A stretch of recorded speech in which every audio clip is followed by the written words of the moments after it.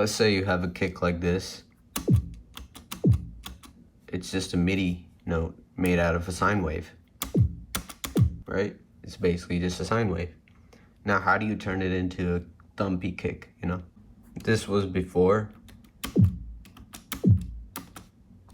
and this is after. So basically what I did was, first of all, froze the track and got the audio clip. And I got 2 octaves of it, 12 semitones high, and the other one was just a basic fundamental pitch. And next up, what I did was made the lower end of the kick to be 5 semitones higher, right? So it's gonna be different pitches, but when put together, it's not gonna sound like there are 2 different kicks in there. So let's say this is, both of these are in C, which is a very bad note to choose, but it's not though. It is actually in A.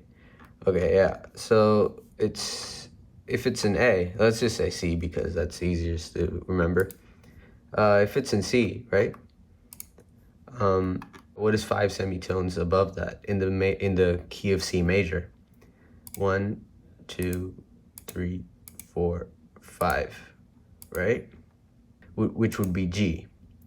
And let's say there are 2 kicks, one in C5 and the other one in C4.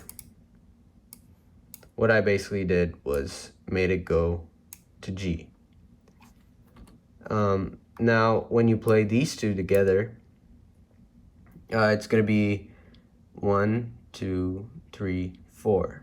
So it's going to be 4 semitones apart. So it's going to be the 4th. When you play these 2 together, it's going to sound kind of interesting, is what I like to say it. It's not going to be audible, of course, because it's going to be in the low end, but when put together, it's not going to bump into each other, that's for sure. So let me just turn off all the effects real quick. And when I play it, it's going to play in 2 different pitches. I have the spectrum set up here. So one is playing at G, the other should be playing at, I forget what it was. Yeah, it's gonna be D sharp. Yeah, okay. So the low end is barely audible, but as soon as you add the high end, you can hear it. But the thing is, there's no punch to this. So what I did was I first of all added a transient shaper. It can be anything. I use neutron. It's basically taking off any sustain, and it's not adding any attack, but it's just taking off the sustain, which is pretty much the same thing, except there's no gain.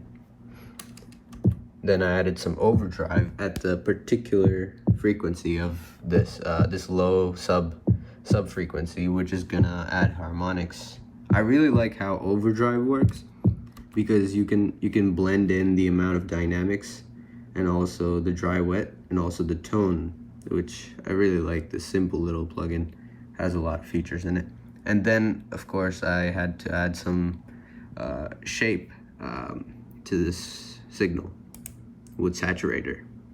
I just used a preset and it worked really well. I didn't have to change anything. Let's just turn it off. And without, there's that crisp in the higher mid end. And then I clipped it. What it does, it limits the signal and basically makes it loud at a small volume. But it's gonna take away from the dynamics. So what I did was I added another transient shaper, which added attack and reduced a little bit of sustain, which gave it that kick, you know, ironically. So basically this is what it sounds when you add up everything.